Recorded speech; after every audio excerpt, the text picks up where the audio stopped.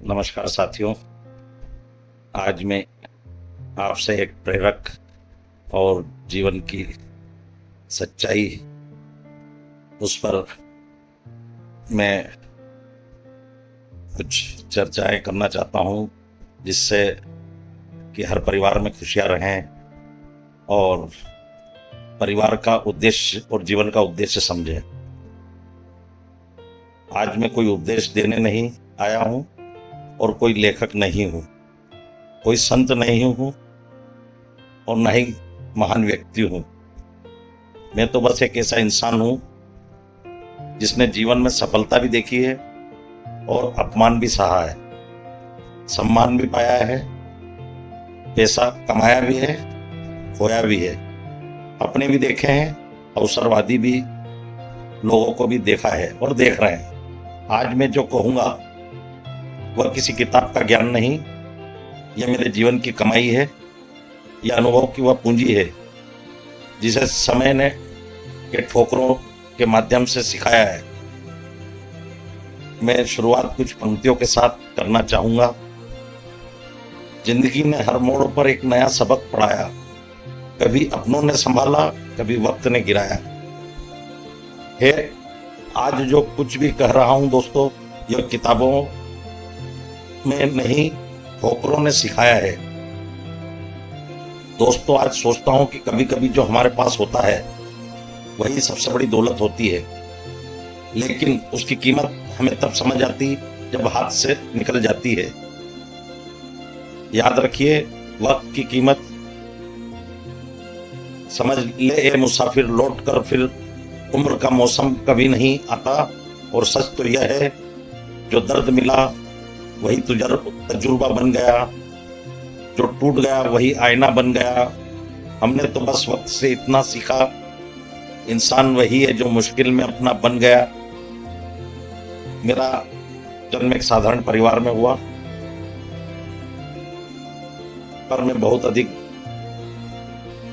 घर में बहुत अधिक धन नहीं था, लेकिन संस्कारों की दौलत अपार थी। बड़ों का सम्मान, माँ की ममता, पिता का अनुशासन और परिवार का साथ, यही मेरी सबसे बड़ी पूंजी थी और है। मेरे पिता अक्सर कहा करते थे, बेटा पैसा कमाना आसान है लेकिन विश्वास कमाना बहुत कठिन। उस समय उनकी बातों को पूरी तरह समझ नहीं आती थी, लेकिन आज लगता है कि यदि उस समय उनके अनुभवों की गहराई समझ ली होती, शायद जीवन की कई ठोकरों से बच जाता।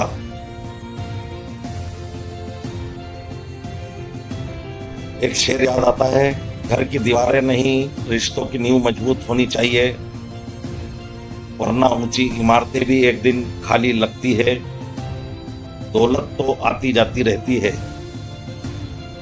दोस्तों, पर अपनों की दुआएं ही असली संपत्ति होती है। साथियों, मैंने युवावस्था में नौकरी की शुरू की, फिर सोचा कि अपना व्यवसाय करूं। 5 वर्ष में ही मैंने नौकरी छोड़ दी। व्यापार बढ़ा, लोग पहचानने लगे, नाम मिला, सम्मान मिला, लेकिन एक गलती कर बैठा, विश्वास गलत इंसान पर कर लिया। और सच मानिए, ताला लोहे को तो तोड़ सकता है, लेकिन विश्वास टूट जाए तो उसकी आवाज जीवन भर सुनाई देती है। धीरे धीरे व्यापार डूब गया। उस दिन समझ में आया, पैसा फिर कमाया जा सकता है, लेकिन समय और भरोसा दोबारा नहीं खरीदे जा सकते।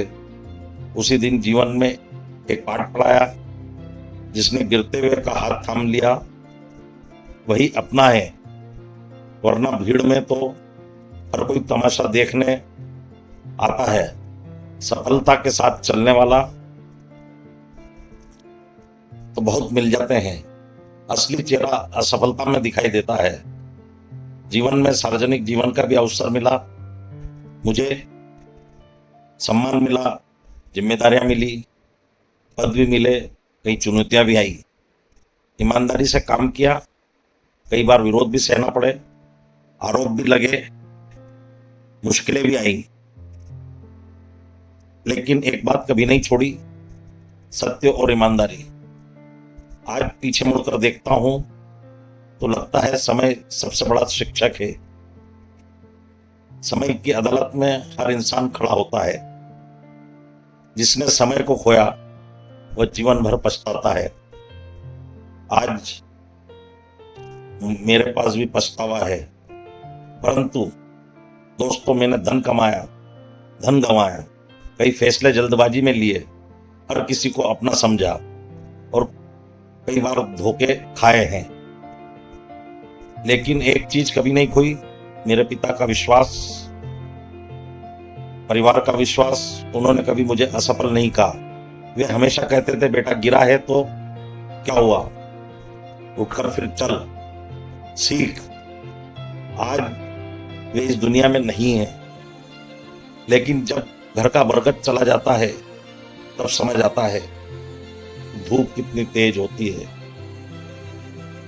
तब चलता है कि परिवार चलाना कितना कठिन होता है। मध्यम वर्गीय इंसान, सबसे बड़ी पीड़ा यही होती है, वह सबकी चिंता करता है लेकिन अपनी चिंता किसी से कह नहीं पाता। दोस्तों, हर मुस्कुराता हुआ चेहरा अपना होता है। कुछ लोग केवल अपने स्वार्थ के साथ चलते हैं, काम पूरा होने से ही रास्ता बदल लेते हैं। मत समझना हर मुस्कुराता चेहरा अपना होता है। कई लोग सिर्फ मतलब का रिश्ता निभाते हैं। मुसीबत जब दरवाजे पर दस्तक देती है तब अपने और पराये साफ दिखाई देते हैं। लेकिन मैं आज राजनीति की नहीं, व्यापार की नहीं, मैं केवल परिवार की बात करना चाहता हूं। मैंने कुछ समय आपका ले लिया है और अब मैं जो जीवन की सच्चाई है उस बात पर आ रहा हूं।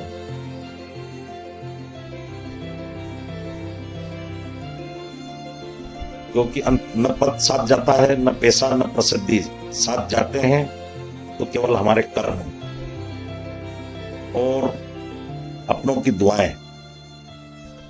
आज आप स्वयं से एक प्रश्न पूछिए, अगर घर में करोड़ों रुपए हों लेकिन भाई बात न करे, सास बहू अलग कमरों में रहे, ननंद और भाभी एक दूसरे से बचे मोबाइल में खो जाए, तो क्या वह घर कहलाएगा? नहीं, वह केवल ईंट और सीमेंट की इमारत होगी। घर वह है जहां एक दूसरे, कुछ ब्रेक आ गया था, अभी मुझे अनुभव नहीं है, प्रयासों से सीखेंगे और आपके सामने अच्छी तरह से पेश करेंगे। तो मैं बात कर रहा था, बच्चे मोबाइल में खो जाएं तो क्या वह घर कहलाएगा? नहीं, केवल ईंट और सीमेंट की इमारत होगी। घर वह है जहाँ एक दूसरे की चिंता हो, गलती पर समझाया जाता हो, जहाँ माफ़ करना भी आता हो और झुकना भी। आज मैं सभी सासों से कहना चाहता हूँ, सास आत्मा की नहीं, सांसारिक जीवन में बहू बेटियों की जो माँ जिसे सास कहा जाता है, उनकी बात कर रहा हूँ।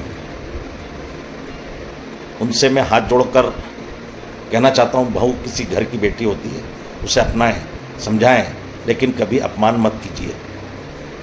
और मेरी बहनों, बच्चियों, जो बहू बनकर किसी घर में गई हैं, सास को माँ बनने का अवसर दीजिए, जिससे जो रिश्तों में खटास आती है वह दूर होगी। हर छोटी बात को अहंकार मत बनाइए, क्योंकि रिश्ते जीतने से नहीं, निभाने से चलते हैं। ननंद और भाभी भी यह सोचे कि कौन बड़ा है तो अच्छा नहीं रहेगा। उनको भी प्रेम और सद्भावना जैसी बहनों में अपने घर परिवार में होता है, वैसा ही रखें।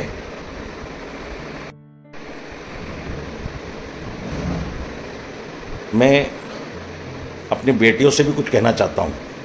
बेटी, तुम विवाह के बाद किसी के घर की बहू बन जाती हो, लेकिन अपने मायके की बेटी हमेशा रहती हो। याद रखना, माता पिता तुम्हें विदा जरूर करते हैं, लेकिन कभी अपने दिल से विदा नहीं करते। तुम्हारी एक मुस्कान उनके जीवन की खुशी होती है, तुम्हारी एक आवाज़ उनके किसी आशीर्वाद से कम नहीं होती है।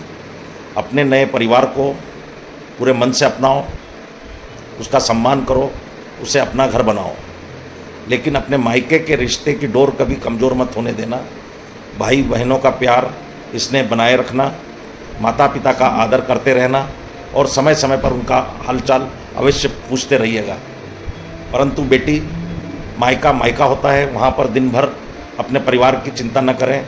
यह ईश्वर ने ही ये प्रकृति बनाई है कि बेटी बड़ी होती है उसे विदा करना पड़ता है। यह असहनीय दर्द है, परंतु रीति चली आई है, रघुकुल रीति सदा चली आई, प्राण जाए पर वचन न जाए। तो बेटी दो परिवारों को जोड़ने वाली सुंदर कड़ी होती है। जिस घर में बेटी का सम्मान होता है वहाँ लक्ष्मी और सरस्वती दोनों का वास होता है। बेटियाँ आंगन की चिड़िया नहीं, घर की धड़कन होती है, दो कुलों का मान बढ़ाती है, ममता की सबसे सुंदर पहचान होती है। बेटी जहाँ भी रहे मुस्कुराती रहे, दोनों परिवारों का सम्मान बढ़ाती रहे, यही हर माता पिता की सबसे बड़ी खुशी और सबसे बड़ा आशीर्वाद होता है। यह सच्चाई है। और बेटियां हमेशा थोड़ा सा कोई भी झुक जाए तो घर परिवार सब जगह आनंद ही आनंद रहता है। अतः कई जीवन में गलतियां होती है, मन मुटाव होते हैं, परंतु उनको नज़रअंदाज करें। और कोई रूठा हो तो उसे अपन मना लें, आगे बढ़ के मना लें। तो कोई उसमें अपन छोटे या बड़े नहीं होते, और बड़ा तो वो होता है जिसमें कि बड़प्पन उसे ही कहते हैं जो क्षमा कर दे। और क्षमा सबसे बड़ा वरदान है, शाश्वत सत्य है। साथियों और परिवारजनों, यह सोचकर अपन चिंतन मनन करें कि आने वाली पीढ़ियां आपसी प्रेम सीखेगी जब हम परिवार में एक दूसरे से भाव रखेंगे, परस्पर सहयोग रखेंगे, मेलजोल रखेंगे, परिवार को बताएंगे। कई पीढ़ियां अब अपन दादा मामा काका के भूल ही जाते हैं कि कौन भाई है, कौन बंधु है, कोई भतीजी है, क्योंकि परिवार छोटा होता जा रहा है।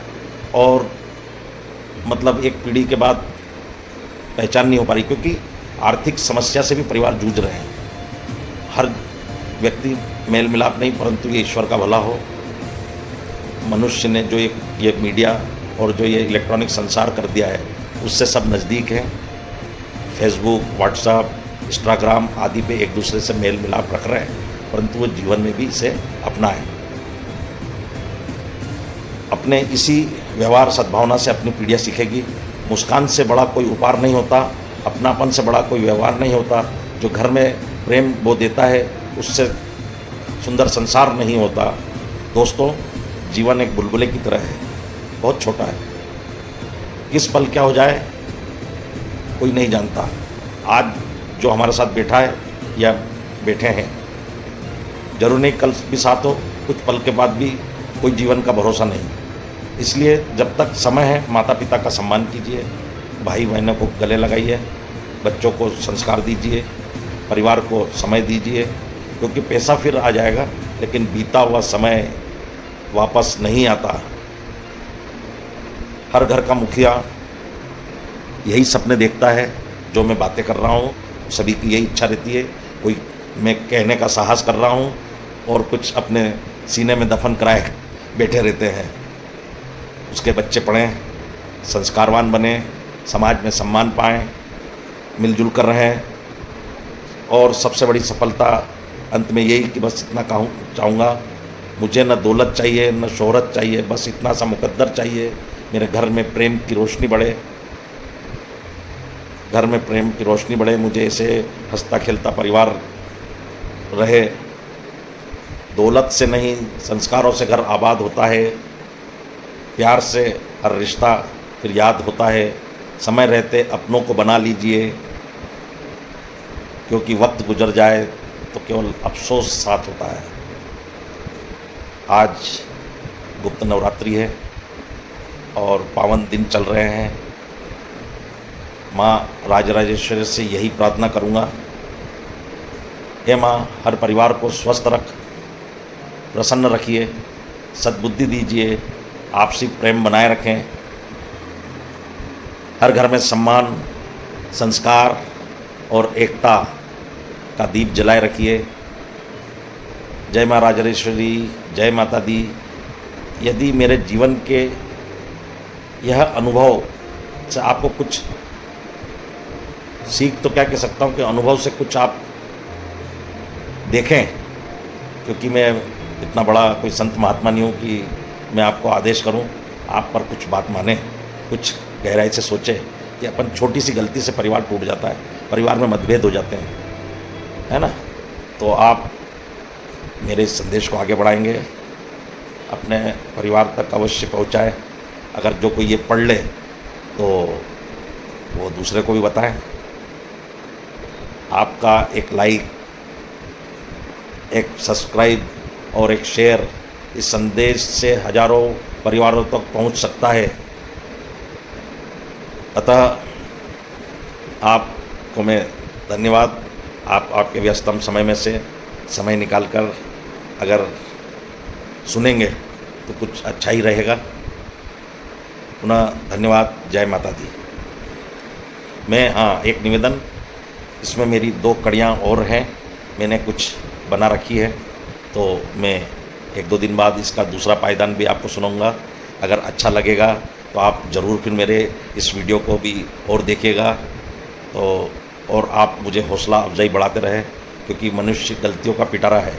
यह मुझे मेरी बच्ची ने किताब में लिख के दिया था कि पापा, कुछ बातें बचपन में हो जाती है बच्चों से, तो मैंने लिखा, तो उसने बुक्स में ये चीज़ रखी थी लिख कर कि मनुष्य गलतियों का पिटारा। और वाकई उसकी जो बात मुझे आज तक मेरे सीने में है कि वाकई अपन गलतियों के मांस के पुतले हैं, गलतियां होती रहती है, पर अगर क्षमा भी होती रहे और जो कुछ अगर गलत भी हो जाए तो ईश्वर उसको सुधार कर सदमार्गों पर और परिवार की एकता में रहें।